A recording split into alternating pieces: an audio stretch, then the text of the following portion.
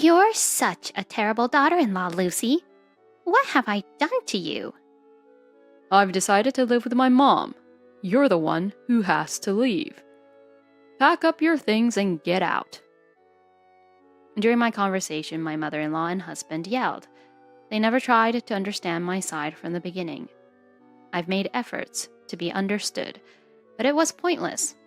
And bit by bit, I had no affections for them anymore.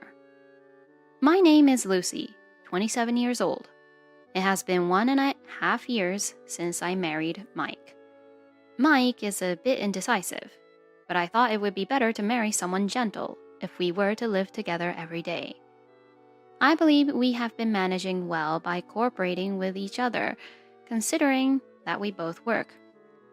Amidst such circumstances, an incident occurred shortly after the new year began. The beginning of the incident was signaled by the sound of the doorbell at 7 a.m. on Sunday morning. Sunday mornings at 7 a.m. are precious sleeping hours for us, who both work.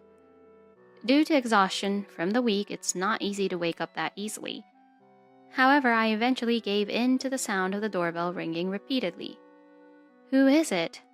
I replied in a voice that seemed to convey my sleepiness, and with drowsy eyes. I peeked to see who it was, and who I saw was my mother-in-law. "Lucy, please open up." "Huh? What's wrong, mother-in-law?" My mother-in-law's crying voice resonated early in the morning. I was surprised, and quickly woke up my husband. I urged my husband, who was still half asleep, and together we opened the door while still in our pajamas. "Mom, what happened? It's so early in the morning." "I've been driven out. Mike, help me." Saying that, my mother-in-law started crying loudly again. "First, come inside." My mother-in-law, who had entered the house, sat down in the center of the 3-seater sofa. "What on earth happened, Mom? Did you have a quarrel with my sister-in-law?" "We didn't have a quarrel. Erica just drove me out." Erica is my husband's brother's wife. My mother-in-law had been living together with her eldest son and his wife. Pretending to prepare tea for the 3 of them, I escaped to the kitchen. What on earth happened for my mother-in-law to be driven out of her eldest son's house like that? While waiting for the water in the kettle to boil, I strained my ears to listen to their conversation. "Ever since I moved in, I've been constantly criticized as a cause to increase the utility expenses or for that they don't like the taste of my cooking. Isn't that unfair?" My mother-in-law is so energetic from early in the morning. She kept complaining without taking a breath. I let out a deep sigh. My mother-in-law and I have incompatible personalities, and we really do not suit well with each other. If I choose the right, my mother-in-law will always choose the left. When I affirm something, my mother-in-law always denies it. It's always been like that. My mother-in-law and my husband's elder brother and his wife were already living together when my husband and I got married. So I never thought I would live with my mother-in-law, and at least I was relieved about that part. But then an unexpected situation occurred. I never expected my mother-in-law to be kicked out and end up crashing into our house. This morning, I finally reached my limit and talked back, and then I was told to get out of the house. I feel so pathetic, and the tears won't stop. I can't believe my sister-in-law would do such terrible things, though. I wonder if it's true. "Here, have some tea," I offered to my mother-in-law. "Thank you, Lucy. Hey, you'll be on my side, right?" "Huh?" "That's great. I was wondering where to go from here. You'll let me stay here, won't you?" "Huh? I dislike this personality trait of my mother-in-law, making decisions all on her own like that. Even during our wedding, she chose the wedding cake and dress without considering our preferences, causing us a lot of trouble. I still get angry when I remember what my mother-in-law did at our wedding. Moreover, our tastes are completely opposite, and the things she chooses don't match with my preference. Convincing her not to ruin our choices requires a lot of effort. It's an event I don't want to remember." Even after marriage, my mother-in-law plans events such as memorial services and New Year's greetings without considering our schedule, causing us to reschedule and adjust our work, which is quite challenging. I'm a reasonable person, so I'm not trying to take over your room. I just want a little space in my son's room, so please don't worry so much. Hold on a second. Is that considered reasonable? Is she really going to live here? I'm confused by the sudden situation. Our home consists of 2 rooms with a living room and dining room and a kitchen, which is provided by the company. And although my husband and I each have our own rooms, there's no spare room at all.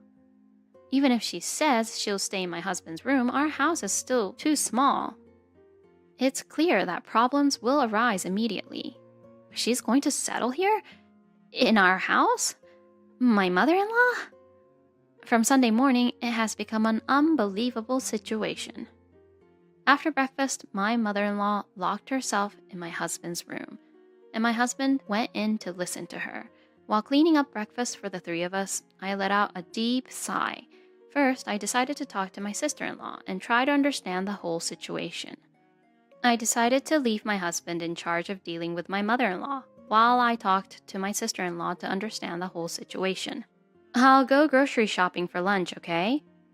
As I called out from the living room, 2 faces popped out from my husband's room. Got it. Be careful. Thank you, Lucy. Take care. Understood. As the 2 peeked out from the door, I thought to myself that they really are a mother and a son. For now, I went shopping and I stopped by the park to call my sister-in-law. Since I had sent her a message beforehand, she answered the phone right away.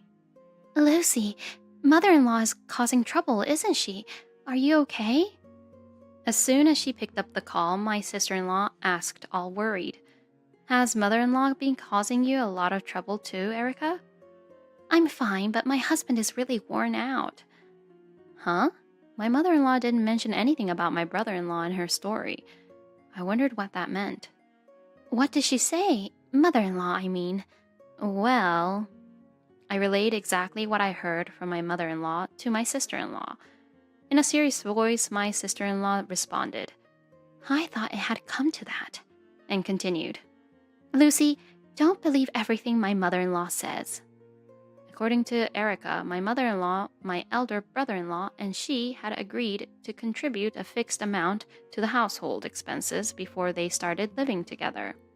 However, my mother-in-law only kept her end of the deal for the first few months and stopped contributing any money afterward. My brother-in-law repeatedly asked her to follow the rules, but she ignored him and eventually even quit her job. To make matters worse, she started taking money from my sister-in-law's house without permission. From the grocery expenses to the neighborhood association fees and even the ballet lesson fees for their child. Erica reached her limit and confronted her directly. But my mother-in-law played the victim, and this situation had been going on for a long time. Unaware of all this, my husband and I were living a normal life. So, Erica and her husband started keeping their money at home as little as possible. My mother-in-law, perhaps out of pride, never begged Erica for money and managed to get by with her savings and pension. But my husband got involved in the situation. Recently, my husband won some money playing slots, so he gave my mother-in-law an allowance. That incident completely changed the situation. My mother-in-law started belittling her elder son and praising her second son, in other words, my husband. And that led to this morning's incident. I can't bear this terrible life anymore. Mike will treat me better. My mother-in-law stormed into Erica's bedroom, shouting. Without even listening to what Erica had to say, she ran out of the house before 6 a.m. this morning. Huh? I was speechless. Listening to Erica's story, I was puzzled by how different it was from what my mother-in-law had been saying. Sensing my confusion, Erica expressed her concern and gave me advice. Anyway, don't make any promises or believe what mother-in-law says. I see. Understood. After responding, I hung up the phone. While shopping, I reflected on the conversations between my mother-in-law and Erica, realizing that nothing matched up. I didn't know what to believe, so for now, I decided to talk to my husband about it. "I'm back." When I returned home, my mother-in-law and husband were in the living room, welcoming me cheerfully. Welcome back. I'm going to buy the things my mom needs for her daily life. You take a rest. We'll eat lunch out. What do you mean? Didn't I say I was going grocery shopping for lunch? We're eating out? And by things needed for daily life, do you mean she plans to keep living here? How long will that be? Is it going to be forever? As I pondered in my mind. Well then, see you later. Wait, huh? Even though I tried to stop him, he left without even glancing at me. Unbelievable. I don't care if people say I'm narrow-minded, but I absolutely refuse to live with my mother-in-law. It would be too stressful, mentally exhausting, and clearly require a lot of patience. This is bad. There's no sign of my mother-in-law returning to my sister-in-law's place. It seems like my husband has accepted living with my mother-in-law, and my sister-in-law won't try to bring her back. This is a completely unfavorable situation. I felt overwhelmed by a sense of despair. Feeling upset, I flopped onto my bed and suddenly noticed something different. The arrangement of my cosmetics had changed.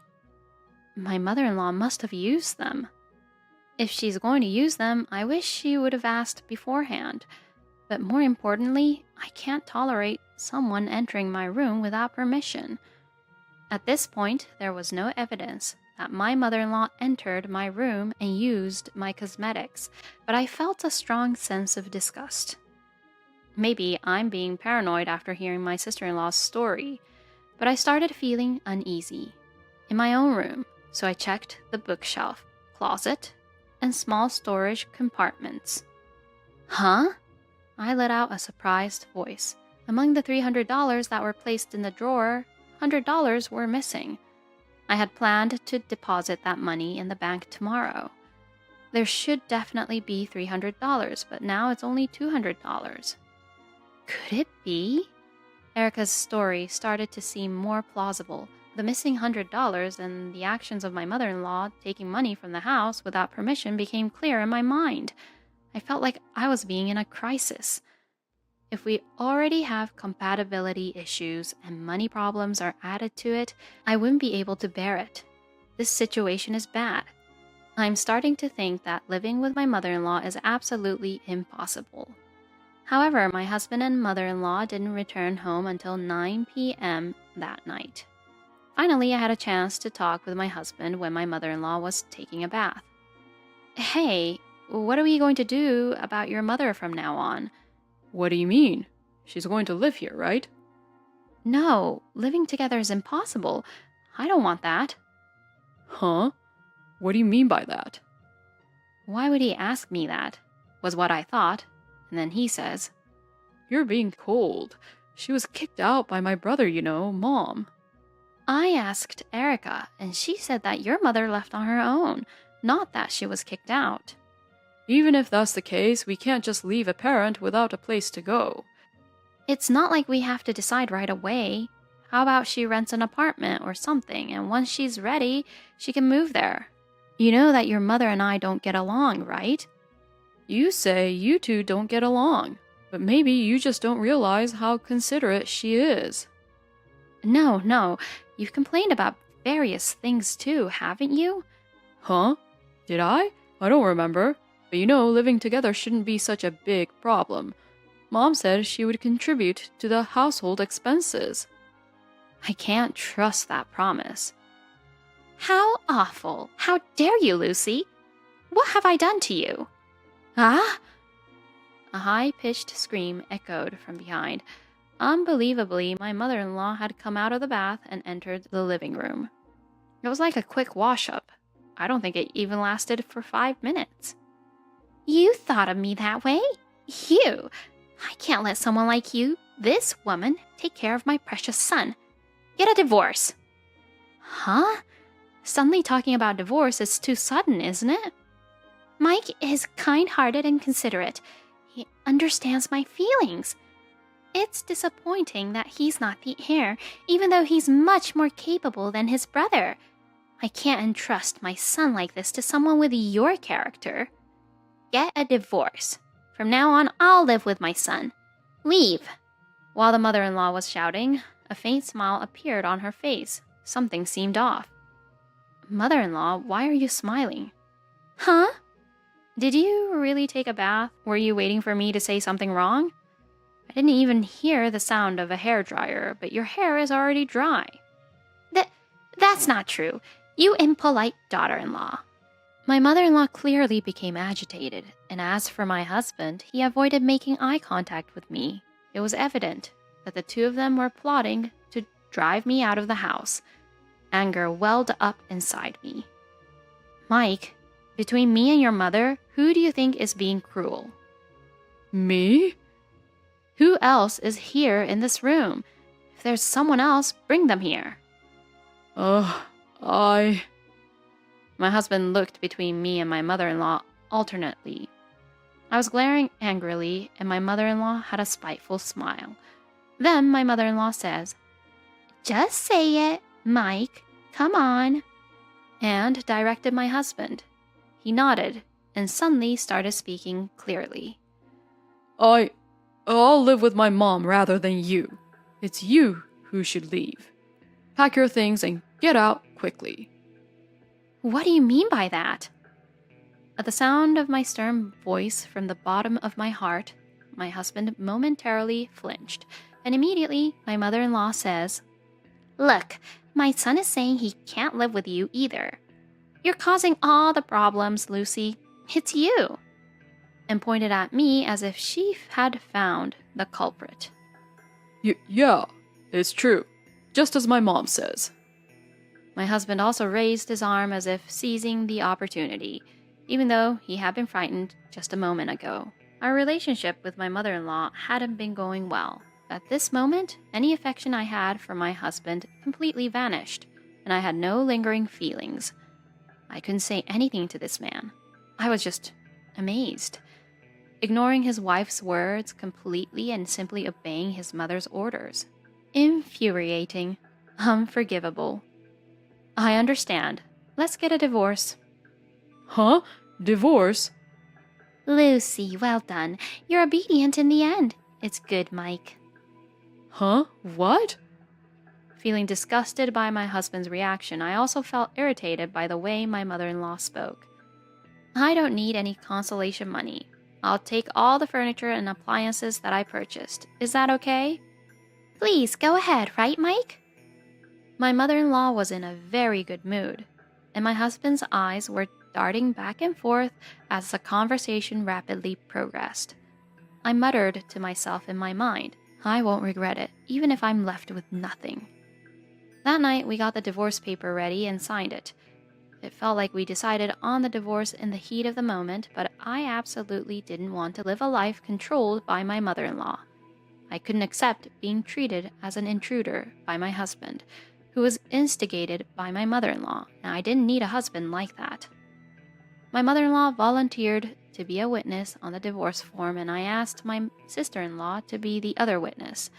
After that, we quickly submitted the divorce form and hurried through the moving procedures. After submitting the divorce paper, there was no conversation at all with my husband and mother-in-law. We interacted like strangers who coincidentally happened to be on the same train, and it didn't feel comfortable, but I endured it and overlooked it until the move. On the day of the move, I gave instructions to the movers and watched as the furnitures and appliances were carried out one after another. While watching that, my mother-in-law let out a surprised voice. Wait a minute. Why are you removing the air conditioner, Lucy?" "Why? Because that belongs to me." "Where is the TV?"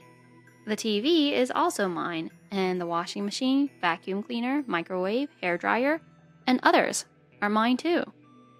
Before we got married, my husband lived in a furnished one-room apartment. On the other hand, I lived in a regular rental apartment and purchased my own furniture and appliances. When we started living together after getting married, I brought most of my furniture and appliances here.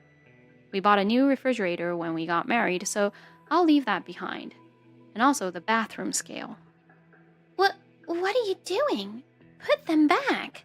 We can't live like this. Most of the furniture and appliances are mine. Mike knows that well, right? My husband was staring blankly at the items being carried out. I asked the movers to continue their work without paying attention to the exchange between me and my mother-in-law. In the meantime, my mother-in-law repeatedly berated and criticized me without any shame.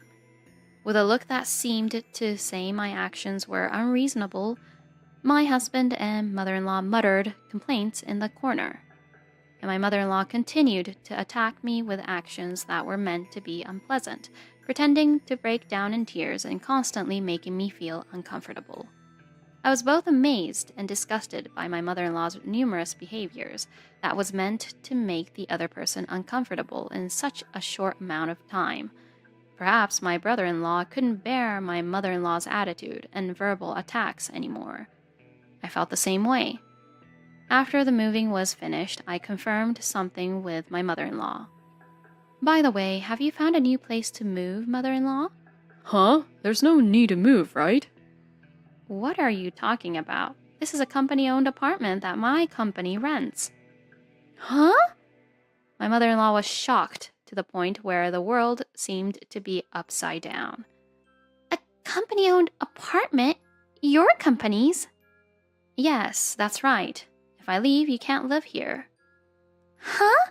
I have already informed the company about the divorce and your contact information. I think you'll receive a call from the General Affairs Department soon. Take care. I bid farewell cheerfully. My mother-in-law had a surprised expression, and my husband either looked lost and simply just nodded. This is a family-type company-owned apartment, but my new place to move is a rented apartment for singles. After moving, my commuting time became shorter, and I had more time in the morning. I only had to take care of household chores for one person, and I could freely enjoy drinking alcohol. Living alone was truly comfortable, and I was enjoying my single life. While having a drink after work, the phone rang. The caller was my ex-husband. I had become a bit bold due to the alcohol. Although I should have ignored it, I ended up answering the phone. It's me, Lucy. I'm sorry. Please come back. As soon as the call connected, my ex-husband suddenly shouted like that. Oh, I'm already back home. No, I mean, I want you to come back to me. Huh? Wow, what a strange person you are. I burst into laughter because it was too amusing. I received a call from the General Affairs Department of your company, and they said it's fine for me to keep living in this company-owned apartment. Well, that's great. But that's not okay. The rent for this place is $1,300. Well, of course. It's because the location is great. For a family-type property near the train station, it's natural for the rent to be that high. Until now, we split the rent with the help of the company's housing allowance, and the remaining amount that couldn't be covered was split equally between us as a couple. That was $300 from my side, and my mother-in-law took away $100 from it. I was manipulated by my mom. I had no place to go, and I relied on you, the only person who could help me. I was flattered when she said that, and tried to protect my mother. So I acted harshly towards you. I didn't actually intend to get a divorce. I see, but we're already divorced, so I won't come back. You know my income, right? It's impossible for me to pay the rent, buy appliances, and take care of my mom on top of that. I'm irritated by his stating the obvious at this point and continuously pleading with me. Lucy, I'm sorry. Please, come back. You're the one who told me to leave. I never want to have anything to do with your mother again. Absolutely impossible. Well then, bye. Hey, don't hang up. Well then, I'll hang up. I turned off my smartphone and drank my beer. Wow, it's delicious. A husband who disregards his wife at the instigation of his own mother is someone I can do without. I completely forgot about my ex-husband and happily got drunk. The next morning, I almost overslept and quickly rushed to work. I completely forgot that I had turned off my smartphone, drank too much, and didn't realize that the alarm wasn't ringing. That was close. I managed to make it to work on time, and once I settled at my desk, I checked my smartphone. I received a large number of messages from my ex-husband after all. Ignoring all of that, what I wanted to see was, there it is, a message from my sister-in-law. "How are you doing? Is living alone comfortable? Our family has safely completed the move. Thank you." That's good. It seems they have also finished moving. In fact, anticipating my ex-husband seeking help, I suggested to my sister-in-law and her family that they should move. My ex-husband couldn't maintain the living standard that my mother-in-law desires. In that case, my mother-in-law would turn to my sister-in-law for help. Neither my sister-in-law nor my brother-in-law would want that. So I made sure they wouldn't be found before she could make up a reason to return back to them. I made the suggestion when I asked them to be witnesses to the divorce. My sister-in-law and her family had multiple family meetings and decided to move. I don't know the new place they moved to. "I'm relieved. Congratulations," I replied to my sister-in-law. Several months later, my ex-husband and mother-in-law moved out of that company-owned apartment. They couldn't continue living there. It's natural since my ex-husband doesn't have the income to cover the $1,300 monthly rent. They moved to an old apartment far away from the station in the opposite direction of my new place. My mother-in-law believed that she and her son could live in a family-type apartment near the station, but the reality was different from her expectations, and she was already blaming her son for it. It seems that the living expenses she said she would provide are also not being given. It seems she tried to return to my sister-in-law's place, but they have already moved, and someone else is living there. Of course, I don't know where my sister-in-law and her family moved to. So my ex-mother-in-law reluctantly returned to my ex-husband's place and is venting out her dissatisfaction. Every time something happens, my ex-husband contacts me and asks for help, but he's just a stranger to me now. I don't have any connection with him anymore because I enjoy being alone. I was tired of my ex-husband's updates, so I changed my phone number. Now I don't have to be involved in irrelevant discussions about my terrible ex-mother-in-law. I no longer have to be chased by a mama's boy who can't see the future of his own family. I'm 27 years old this year. Divorce has put my life back on track. I don't think much about having failed at marriage once. My fun life is just beginning.